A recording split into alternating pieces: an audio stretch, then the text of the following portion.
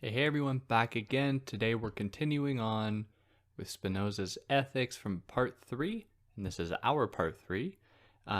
His part 3 titled On the Origin and Nature of the Emotions. So, you know what to do. If you happen to have stumbled into this episode without seeing episodes 1 and 2, go do that first, and go check out the 350 or however many episodes I have up on all the platforms. You can also all go find me on TikTok, which is probably the newest thing. Anyways, yeah, without further ado, let us continue on the Spinoza journey with part 3. So here, what he's doing here is going to be considering the role of the emotions and situating them within God's will, God being nature, and what role the emotions really serve. So at the time, Spinoza writing this in the 1600s, it was kind of radical for him to actually be giving the emotions as much credence as he does now, because really, at the time, before him, within these types of philosophical circles, the emotions were seen primarily as a hindrance to one's development. Now, he doesn't go that far. Instead, what he says is that some emotions will do that, will hinder your growth, will hinder your capacity for action, which is what is absolutely necessary for him, while others will permit it. So here he's going to give us an investigation into a whole range of emotions, what they do, whether they're good for us, whether they're bad, what they are, and so on. So most people who have thought about the emotions have done so by situating humans outside of nature, where some display good emotions and some display bad emotions.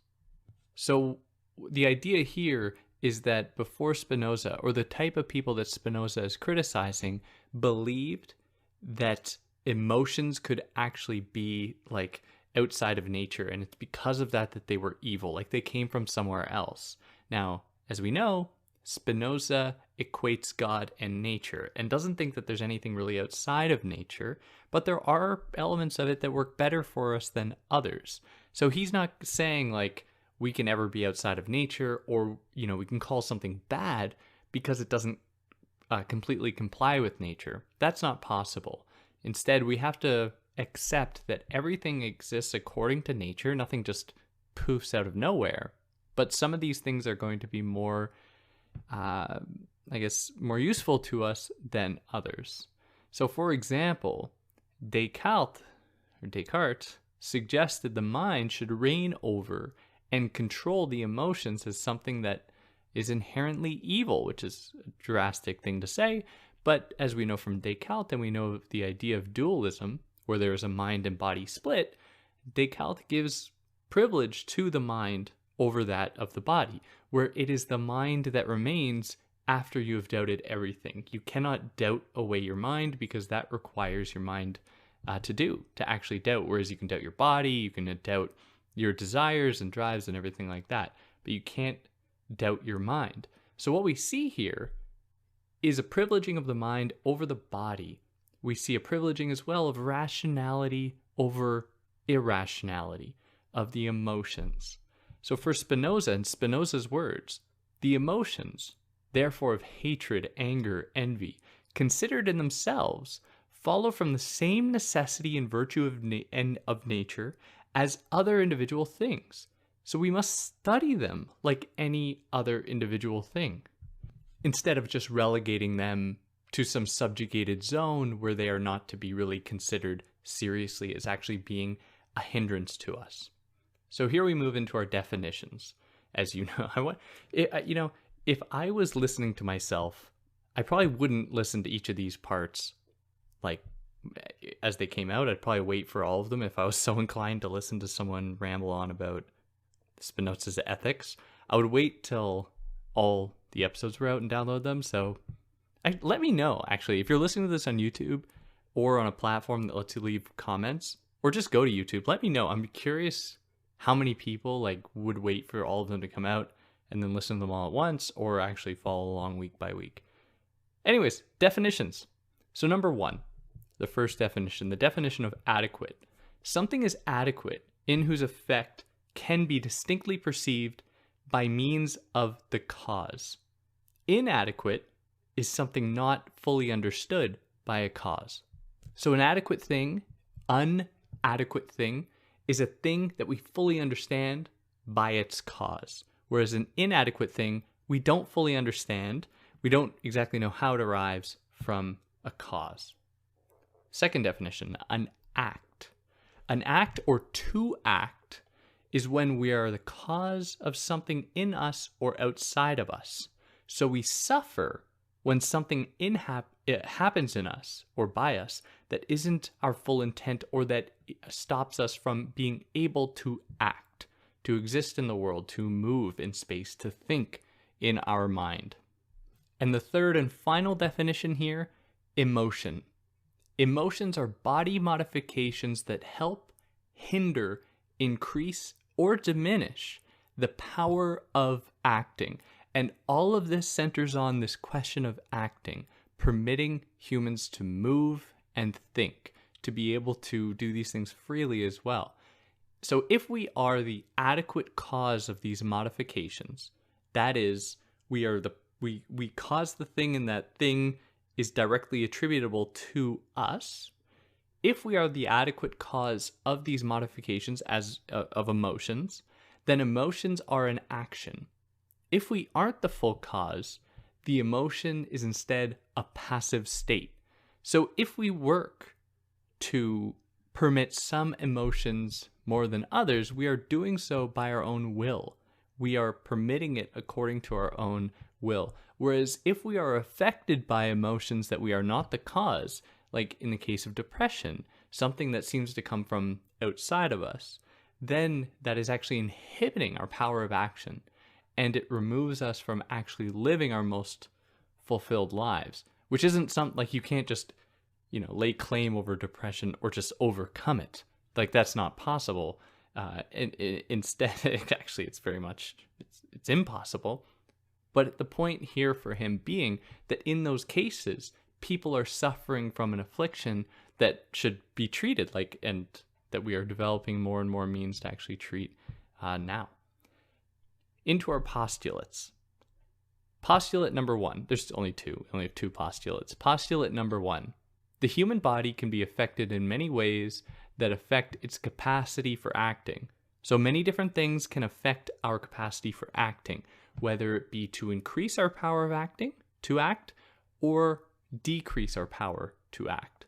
The second postulate, the human body can suffer and can be left with physical marks or mental images, or mental scars, if you will. And this is really trauma he's talking about here. And this is I don't agree with everything Spinoza says, but really at the time, this stuff was really radical. He was really laying out some important building blocks to what we know as psychology, what we know about trauma. Spinoza was very much aware that what happens to us mentally is as important as what happens to us physically.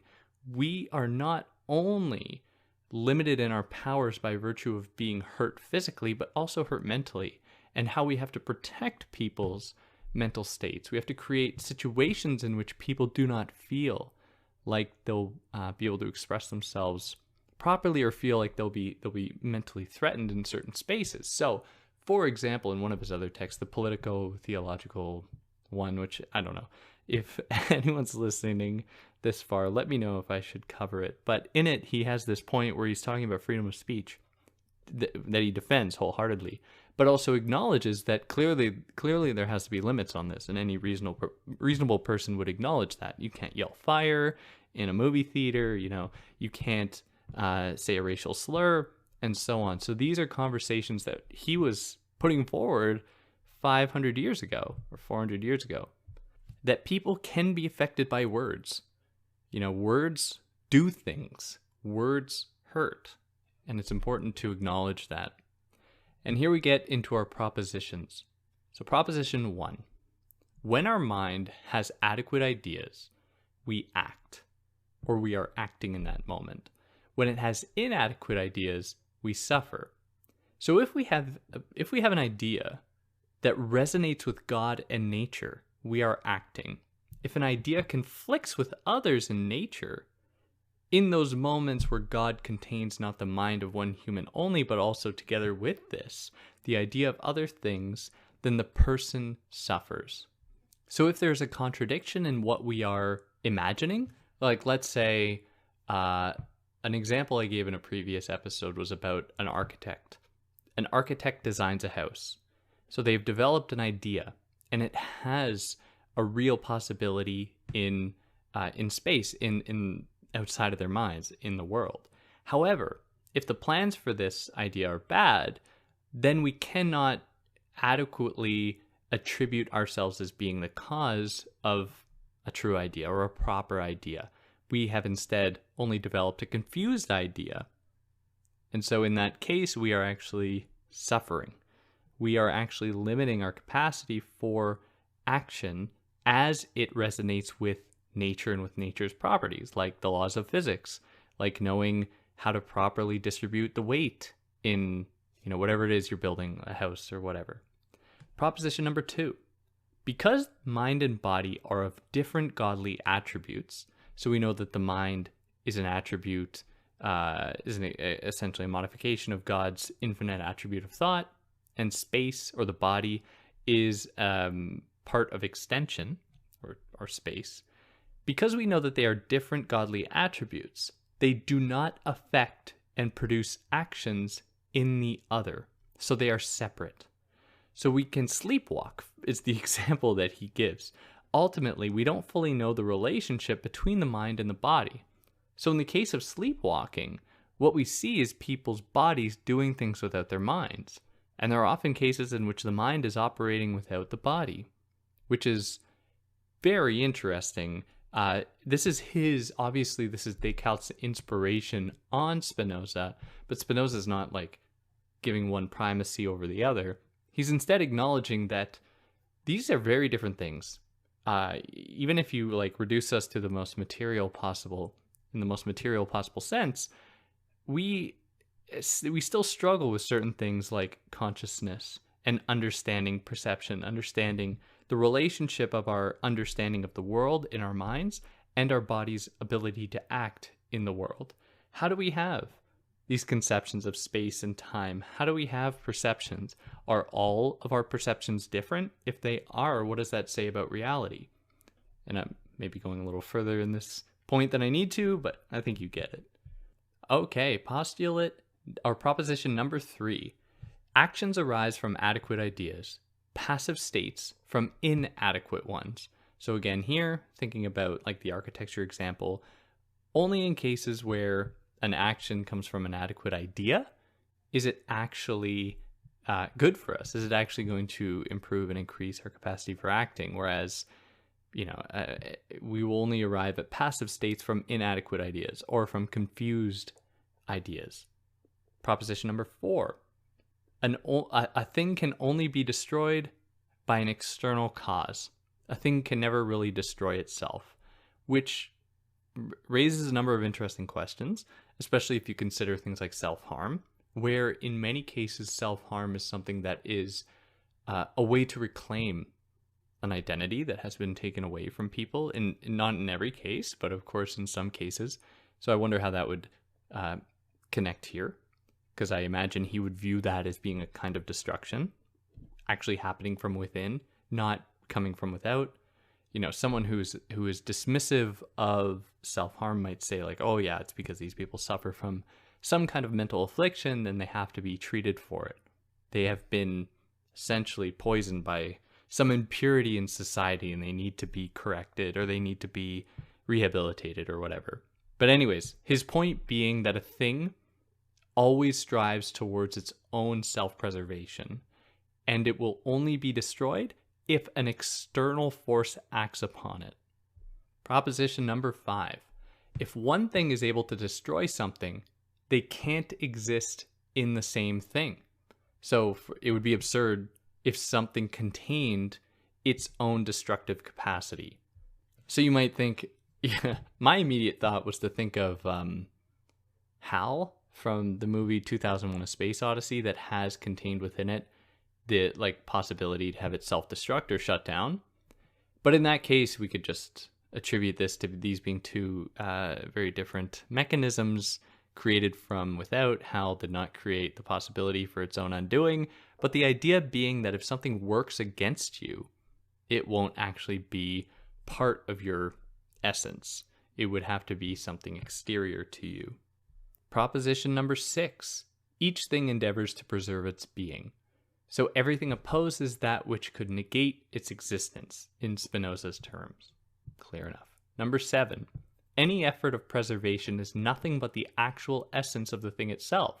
So this extends beyond preservation really to all endeavors.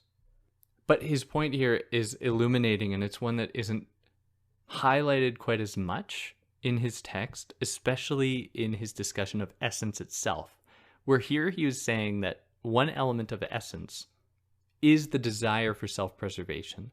This is like your reason for living is to self-preserve. It's a little bit of a base understanding of essence, because if that's all that essence was, that'd be pretty sad. I mean, if Spinoza actually believed that the only reasons humans lived is to self-preserve, then that would be a sad existence. I don't think he actually thinks that, but this is just one component of essence for him. Number 8, preservation is done according to indefinite time, not finite time.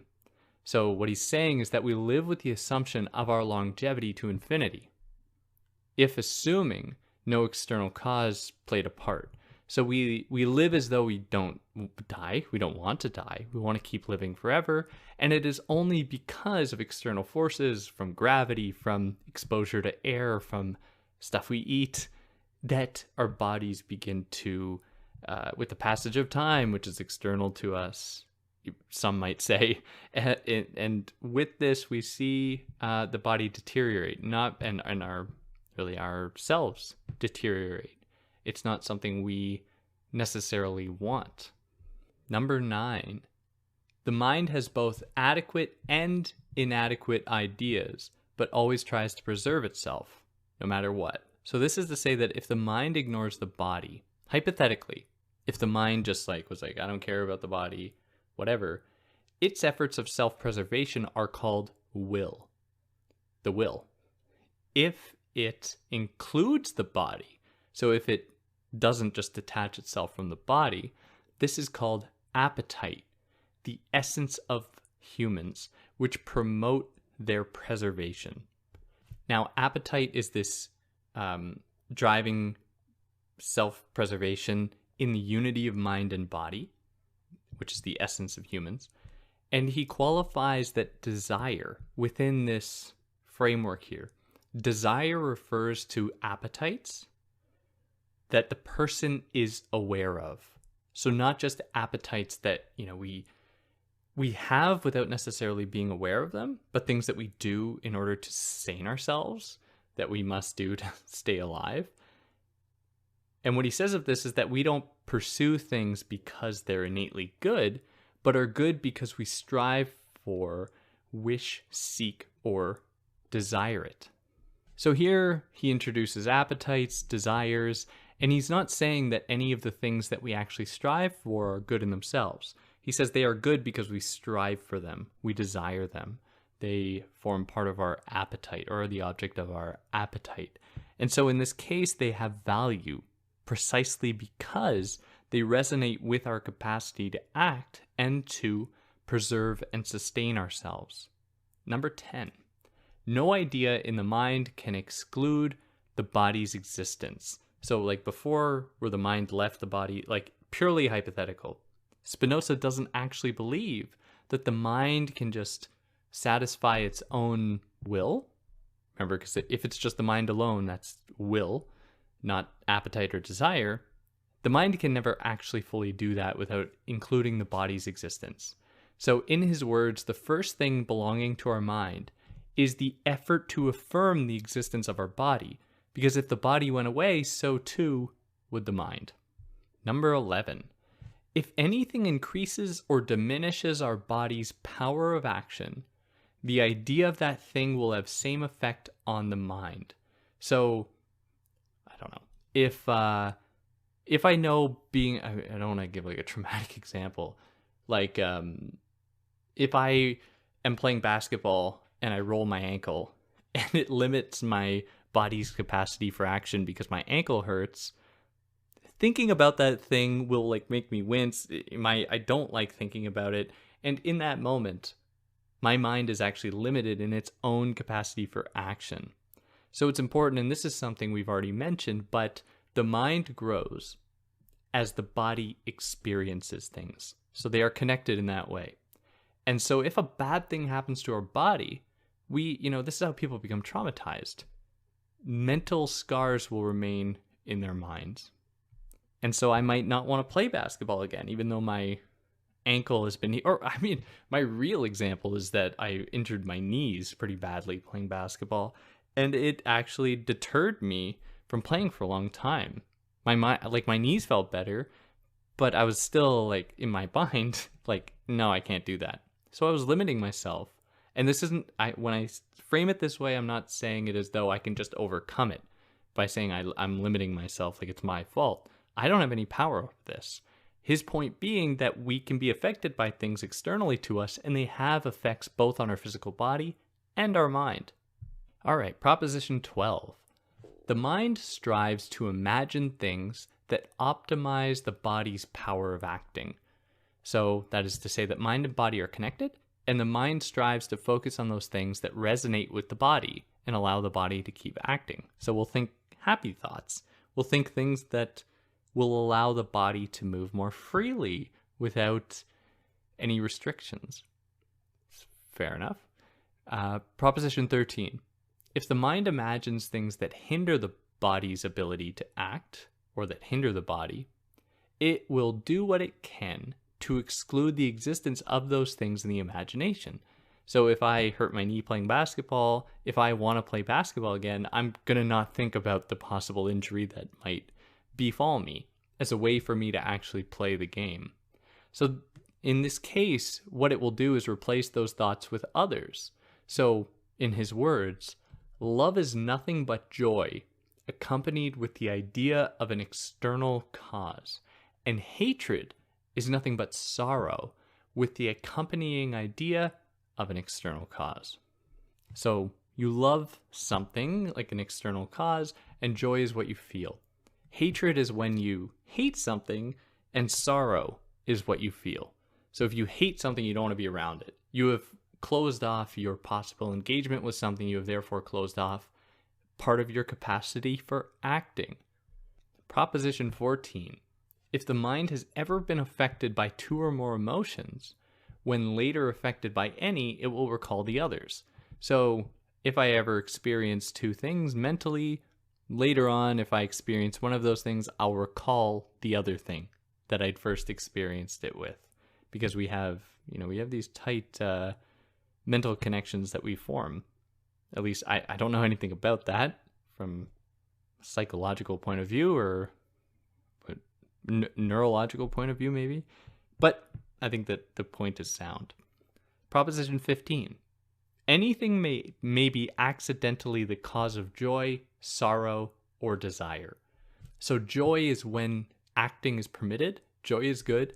Sorrow is when acting is limited, and we know desire is when humans are aware of their needs for self-preservation that accord to both or that unify both, come from the unity of both the mind and the body.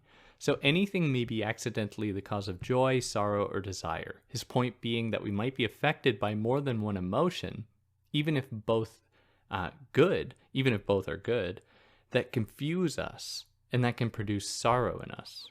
Proposition 16. If an emotion resembles one we know to produce joy or sorrow, like I'm feeling ecstatic or feeling excited, that produces joy. Feeling sad, that produces sorrow. If an emotion resembles one we know to produce either joy or sorrow, the resemblance will produce the same effect.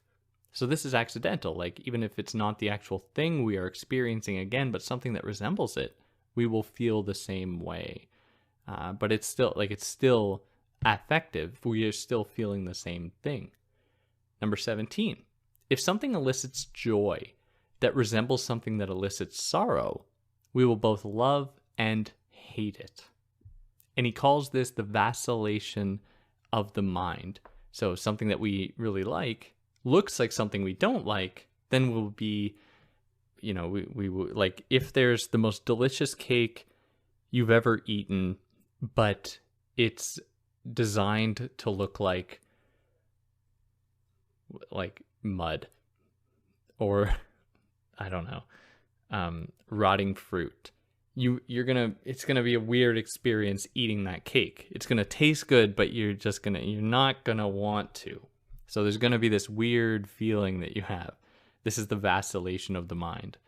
Number 18, someone will be affected by previous image, so with joy or sorrow or whatever, as much as the present image. So any image of a thing, past or present, will be thought as present. When we recall an image of something, it may as well have happened that very moment. It will be as real to us and have a similar effect on us as if it was present. So number 19, if you imagine what you love to be destroyed, you will sorrow. You will feel sorrow. If preserved, you will rejoice. You will feel happy. So that's pretty obvious. Number 20. If what one hates is destroyed, they will rejoice. Obvious. If something you don't like is destroyed, you will feel good. 21. Imagining a loved thing experiencing joy or sorrow will produce that in us, proportionally to the amount experienced in the thing loved. So if you have a romantic partner, or if you have an animal you love, or a parent, or anyone that you love, a very good a friend, anything, if they are happy, you will feel happy. I hope. If you didn't, then I don't know what that means, but it feels like it's not good. Number 22. If someone makes a loved one feel joy, you will experience love toward them. And if the opposite, that will elicit sorrow, or you'll feel that towards them. So if someone hurts the person you love, you will not like them. If someone makes the person you love happy, then you will like them, which, I don't know.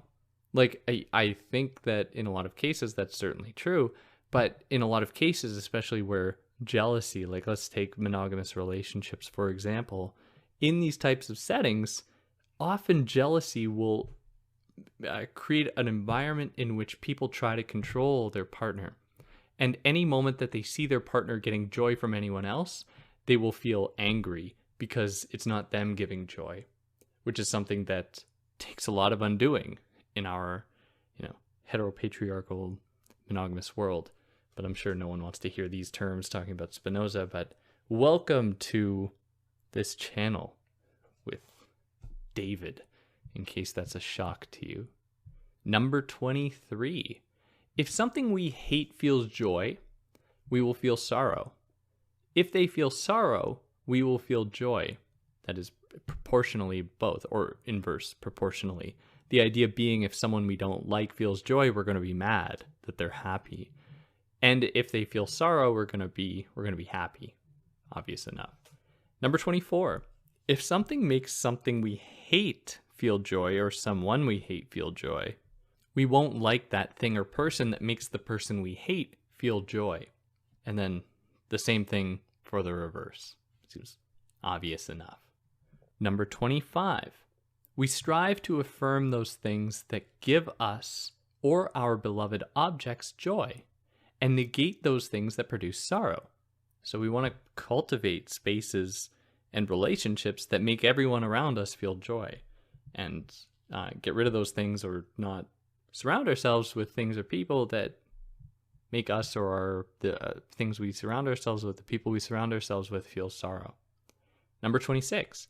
If we hate something, we will affirm everything that gives it sorrow and negate everything that gives it joy, which is like, you could also feel, I don't know. You let me know what you think. I don't agree with all this, but in any case, apparently if you hate something, you kind of want to see it die for Spinoza, but maybe the type of hate he's describing is just like so extreme that it's not something I've ever experienced. But maybe he knows, I don't know. 27. Whether we have been drawn to something emotionally or not, if that thing is like us, we are similarly affected if it is hurt or feels joy or whatever. So if we imagine anyone who is like ourselves to be affected with any emotion, this imagination will express a modification of our body or within our body like that emotion. We will feel similarly. 28. We strive to bring into existence all that brings joy and remove all that brings sorrow. Obvious enough. Now, we're going to be shifting here with 29, and here we're going to be talking more about what like common people enjoy instead of maybe more abstract discussion that we've been doing so far. So it's just a little bit of a shift, but it's important to kind of acknowledge this. So 29. So again, here we're talking more about common people. 29. So we shall encourage what gives men joy and remove that which brings sorrow. Obvious enough. 30. If someone does something that gives others joy, they will feel joy at being the cause of joy. If it gives others sorrow, we will feel sorrow. If we make someone happy, we'll feel happy. If we make someone sad, we'll feel sad. At least I hope. So he adds here that we must be wary of prideful people who imagine they are pleasing people when in reality they are harming others. So, like so many cases in which there's people who think that they're doing wonders for the world but actually are doing bad things, or making people laugh, by saying messed up stuff, like so many of those comedians that proliferate today. 31. If someone loves or hates a thing that we love or hate, our feeling towards the thing will intensify. If person has different feeling than us, we shall then suffer a vacillation of the mind. So if a person that you love loves the same thing you do, you will feel extra love for that thing. However, if someone you love does not like something that you love, you will experience this vacillation of the mind, this confusion, like eating a cake that looks like rotten fruit. You will be confused. So it's, easy enough. 32. If someone loves something that is scarce, we will try and take it for ourselves. So in this case, he acknowledges that we get envious of what others have if we do not have that thing. So something that is scarce that we might like, we really want to have it so that someone else doesn't take it from us. 33. If we love something that is like us, we try to make it love us as well. So we try to inject it with joy that it will associate with us, or they will associate with us, which, I don't know, dial it back a bit, Spinoza. If they don't like you, leave them alone. Simple as that. 34.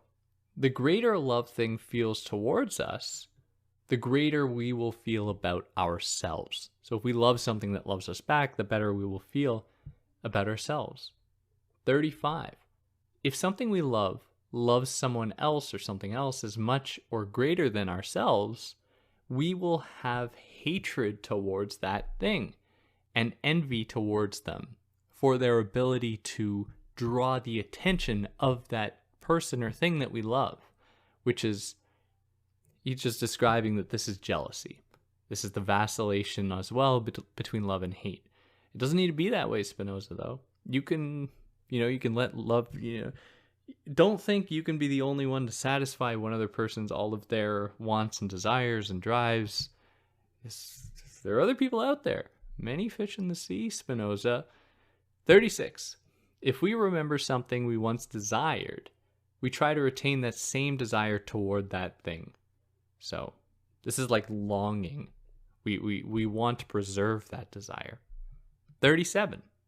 Desire from sorrow, or joy, desire from joy. To remove or preserve a thing. This is proportional to sorrow or to the joy felt. Wow, I would normally just edit this out. I read my notes so poorly there. Let me re-say that. You just get a blooper. So, desire from sorrow or joy, which is desire to remove or preserve something. This is proportional to sorrow or joy felt. If we feel a lot of sadness, a lot of sorrow, we will try harder to remove the bad thing, to get rid of it. Or vice versa with joy, we will try to preserve it. So because sorrow limits action, and technically, but also elevates the drive to remove sorrow. So sorrow is by definition, for Spinoza, a feeling that reduces our capacity for action. However, it does increase our capacity for action in some ways, in the form of trying to remove that one thing. But in that moment, we are not seeing an intensified capacity for action. We are at, like, as a broad understanding of action, but really a specific instance of it that is hyper-focused on this one thing, which is actually regressive for us. It's bad for us, for Spinoza. 38. We hate those things more that we once loved versus those things we never loved. So if we once loved something, but it turned against us, we will feel more strongly towards it than something that we never loved. 39. If someone hates somebody else, they will do evil to them unless the other person can respond with a greater evil. So like deterrence. If you fear that the person will be able to retaliate against you in a greater way than you can hurt them, you won't want to hurt them. Which this also informs Spinoza's understanding of states and of nations, legislative bodies. He feels that this is what is necessary to keep people from just living in a, what's the state of nature, like the Hobbes thing, to live in a state of nature. We need a monolithic system, like a state, that will punish people if they do wrong, which, say what you will about that, that's what he believes, but we see that coming out here. You won't do harm against someone if you feel like the punishment will exceed the amount of harm you will be able to inflict. 40. If someone hates us without reason, we will hate them. If we know why and we agree, we will feel shame instead of hatred. Like if I've done something wrong, if I accidentally tripped someone, I didn't mean to, and they don't like me for it, like I will feel shame. I won't hate them because I know it's my fault. Like I did something wrong. I don't know why that was the example I gave. Apparently I like to trip people or do this often. In any case, this is a specific feeling of shame, not hatred in those instances. Now, in number 41, we see a little bit of a difference here. In the case of someone loving us without reason, we will love them back. We will feel pride at this, which is quite egotistical. There's a lot of hubris in this statement. In that if someone loves me without reason, I'm going to be immediately suspicious of that, in that I'm not going to be totally prepared to just love them back. Like I have no idea what the intentions are if it's not known to me, but maybe I'm too suspicious, or maybe I'm not trusting enough. But in any case, 42. If we do something out of love for something we love and they don't appreciate it, we will be sad.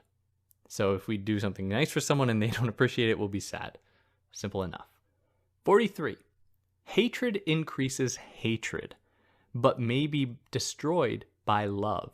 But may be, not maybe, but may be destroyed by love. You can destroy hatred with love. Feels like something you'd see on like a Facebook post, but I think he's right. 44. Hatred defeated by love produces a love greater than if hatred had not preceded it, which is, I think, an interesting qualification here. So his point is that our rejoicement, the feeling of relief and gratification, will be added to the love we experience if this love has conquered hatred. However, this can't be forced. I can't choose to hate something with the explicit purpose of wanting to love it at the end of the day, and I'm just creating an artificial hatred, and then I'm going to come in with a lot of love and feel even stronger towards it. This has to be a more organic thing for Spinoza. 45. If someone hates something that we love, we shall hate that person. Unless we happen to already love that person, then we will experience that vacillation of the mind that we mentioned earlier. Seems obvious enough. 46. If someone from a specific class or nation makes us feel sorrow or joy, we will also feel that way to that class or nation. Which is like, my God. Can you imagine? Like, It's just ironic because this philosophy is also coming out at the time when we are ostensibly going to begin embracing Enlightenment ideals in which we put emphasis on individuals, not on these archaic structures like nations, like religions, like families, anything like that. It's about individuals where you will be judged how you act as a person, not on which class or group you belong to. But clearly Spinoza still has his foot in these beliefs that someone can stand in for their entire nation, that can stand in for their entire class, which I assume can extend to race as well, religion, which is obviously problematic, but that's what he gives us. 47. If we imagine something we hate be destroyed, we will feel some sorrow. So we can't totally remove a feeling caused by memory because, we hated the thing. And even if that thing gets destroyed, if we think of it again, we will feel sad. We will still feel sorrow, I should say. That won't ever fully go away. 48. Our love or hatred towards something will change if we learn they aren't actually the cause of our joy or sorrow. It's obvious enough. We're proven wrong, and then it's like, oh, okay, I don't actually feel that way towards that person or anything. 49. The more we perceive something or someone to be free and not necessary, the more we love or hate them for being the sole cause of joy or sorrow. So maybe like a family member versus a friend. Like a family member apparently will have an obligation to love you unconditionally. A friend, maybe not. I mean, this may be a weak example, but depending on whether or not that person feels obligated to love you will determine our feelings towards them in cases where they hate you. If they're seen as being free, acting according to absolutely their own will, or as not being necessary, then we'll feel a certain way to them. If they do something wrong, then if the other case was the case. Number 50. Anything may be accidentally the cause either of hope or of fear. So these are good or bad omens for Spinoza. He calls them omens. Something might accidentally be the cause of hope or fear. It depends really on the moment, all and other factors as well. 51. Different people respond to things in different ways. Same person will have different feelings towards same thing at different times. Seems obvious enough. 52. If we associate an object with others, then we won't be able to contemplate what is specific to it. So if we think of something but we always attach that thing with other things, we're going to have a difficult time actually understanding that thing in isolation on its own. 53.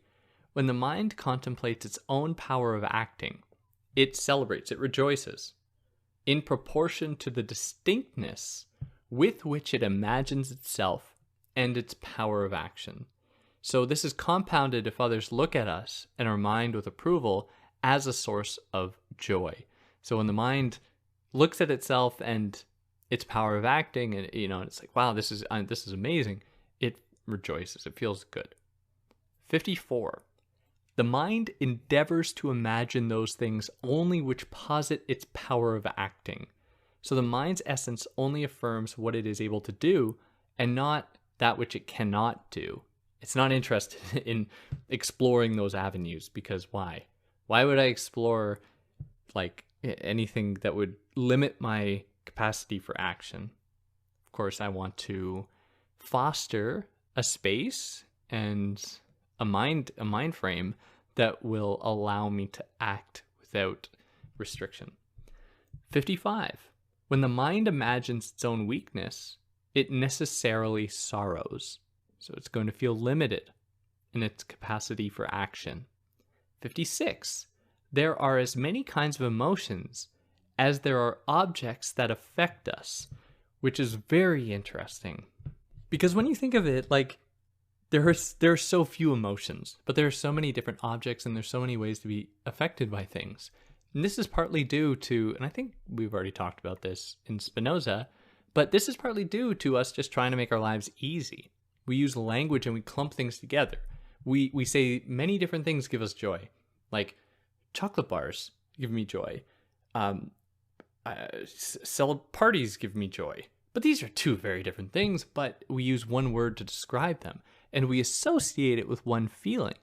And I wonder how much of that is actually because we are feeling one thing from these two different things, or just because we've clumped them together, and that has limited our capacity to feel to some extent.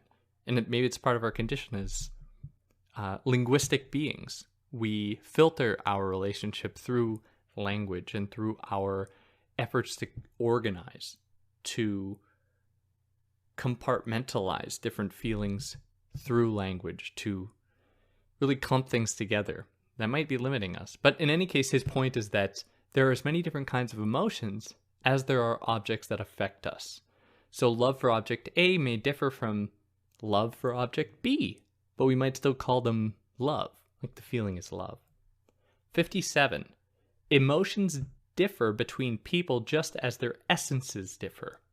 So insofar as our essence is geared toward our acting, our ability to act, and to foster that ability, to which joy or sorrow mark its intensification, joy will intensify our power of acting, sorrow will limit it, each person will approach them differently according to their desire to act.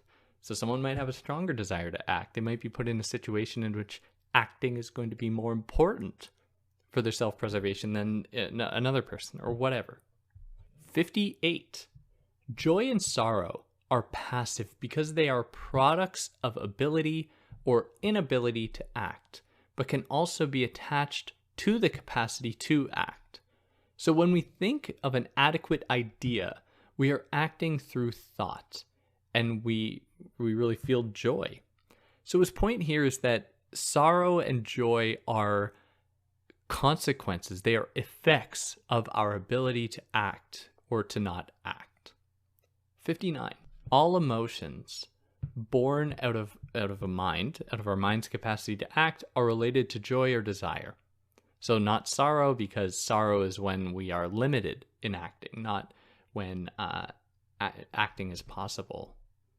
Now this part 3 that we're talking about here, we just finished, the propositions just ended. Now he gives us the definitions of emotions, and I've deliberately kept it like this because it's a very interesting thing, the way that this part is organized. It would seem as though he should have started with a definition of the emotions, because we've talked, I'm going to present them all, and you might think like, well, we already talked about that. It would have been helpful to have the definition. So, I think, and normally in cases where I feel like I should mention something from later on earlier to help give you a good a better sense of what's going on. In this case, I didn't, because I just thought it was so mysterious that he decided to put this at the end. And maybe I'm wrong, maybe he didn't, and maybe an editor mixed them around. I don't really know the deep history of producing this text, but I'd love to know if someone had thoughts on it, because it's really interesting. So let's go through each of the emotions, our definitions. Desire. Desire for Spinoza is the essence of humans towards any action through modification. Joy. Liberated and optimized desire. So you remember desire, I should explain. You remember how desire was when there is the unity of mind and body, and their appetites are guided by one another, but the person is aware of those appetites, what the person wants. It's not just like, oh, I have to eat for the sake of keeping my mind and body alive. It's like, oh no, I want to eat this specific thing. And this specific thing is going to, produce the most joy. It's the thing I want. This is desire. So joy is liberated and optimized desire. So if I get the thing that I want, to a T, the amount of joy I experience is going to be higher than if I got the thing I wanted, but maybe it was undercooked or something, but it's still good. So there will be different degrees of joy here. So far, our definitions, we have desire and joy. Now sorrow. This is diminished desire. If our desire goes away, we're kind of going to be left an empty shell that doesn't want to act. Then astonishment. Astonishment is imagination of object unlike others, fixing our minds on it.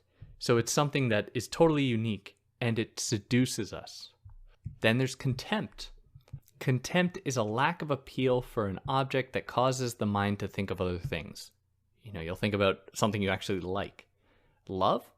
Love is joy with accompanying idea of external cause, a thing that you love. Hatred? Hatred is sorrow from an external cause. Inclination? Inclination is joy with something being an accidental cause.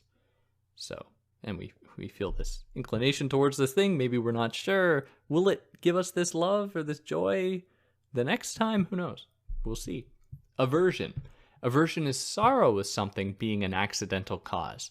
I have an aversion to certain kinds of food, or like something I want to avoid. Maybe that thing won't actually make me feel sorrow next time. Devotion. Devotion is love towards an object which astonishes us.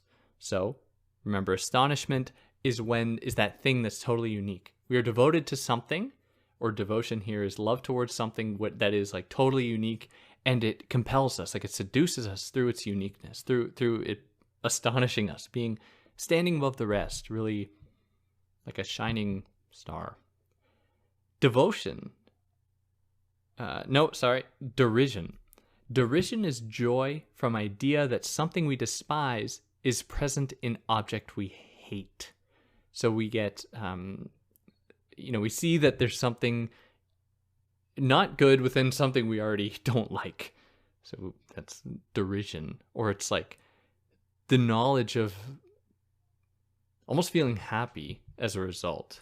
Like there's like a dual suffering, like, these things I don't like can hang out together. That's fine. They'll make each other suffer. Hope. Hope is non-constant joy produced by doubtful thing. Like who knows if it will persist. Fear. Fear is the non-constant sorrow produced by doubtful thing. So I'm scared of the dark, which is true. I'm scared of the dark, but there's nothing in the dark that's going to hurt me. Maybe one day I will be hurt in the dark, but I don't know. I still feel fear though. Confidence. Confidence is joy from object that is not doubtful. So the thing is not like, not in the case of hope where it's doubtful or it's accidental.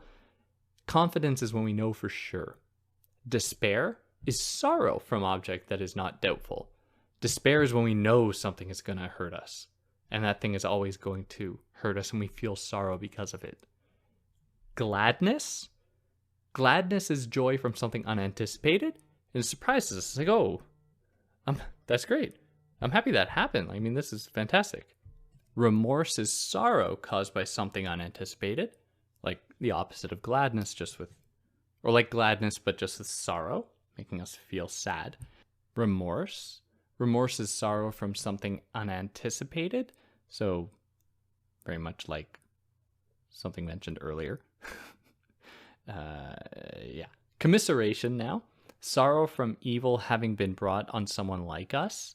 So someone we identify with feeling sad or sorrow. Favor is love for those who have benefited others. So we like people who are good to others. Indignation, hatred towards those who have injured others. Overestimation, thinking too highly of something because of our love of it.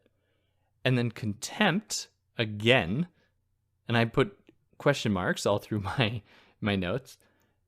Thinking tool, or thinking too little, Jesus. I won't cut that out either. Thinking too little of something because of our hate. So this is like contempt 2.0. Thinking too little of something because of our hatred for it. Envy. Hatred that produces gladness when envied person suffers. And sadness when envied person thrives. We feel happy when they suffer and sad when they thrive. Compassion. Love that makes us happy when others happy and sad when they're sad. Compassion, we know that. Self-satisfaction. Self-satisfaction is joy from contemplating ourselves and our power of action. We feel self-satisfied. Humility is sorrow from something of our helplessness and impotence. Repentance. Repentance is sorrow from something done by us freely. Pride. Pride is thinking too much of ourselves through self-love. Despondency is thinking too little of ourselves through sorrow. Self-exaltation is joy from the thought of one of our actions being praised by others. Where shame is sorrow from thought of one of our actions being praised by others, or being disliked by others, I should say. Regret is desire for something that produced joy, but whose memory is distracted by memory and pursual of other things. Emulation is copying what we believe noble, pleasant, or useful. Gratitude is love to do good to others who have done good to us. Benevolence is desire to do good to those we pity. Anger is desire to hurt those whom we hate. Vengeance is desire to injure those who have hurt us out of hate. Cruelty is desire to injure those we love or pity. Fear, again, desire to avoid the greater of two dreaded evils by the lesser, or choosing the lesser one. Audacity is desire to do something that equals fear. Pusillanimous as opposed to audacity is a lack of desire to do something our equals do. Consternation is desire to avoid something but that also intrigues us. Courtesy, doing things that please people and removing things people do not like. Ambition is a moderate desire of glory. Luxuriousness is a immoderate desire of good living. Drunkenness, immoderate desire of drinking or love of drinking. Avarice, immoderate desire of riches or greed. Lust, immoderate desire of sex. And that wraps up part 3. Yeah, I know it's like just a list. It's probably boring to listen to, but it's interesting stuff. If you like what I did, you can like, share, subscribe, leave a review if you happen to be allowed to on whatever platform you listen on. If there's anything I got wrong or excluded, I'd love to hear from it. You can go find me on any other platform or help me out monetarily if you want. Links for all these things in all the descriptions. And thanks for listening, and I'll catch you next time. Take care.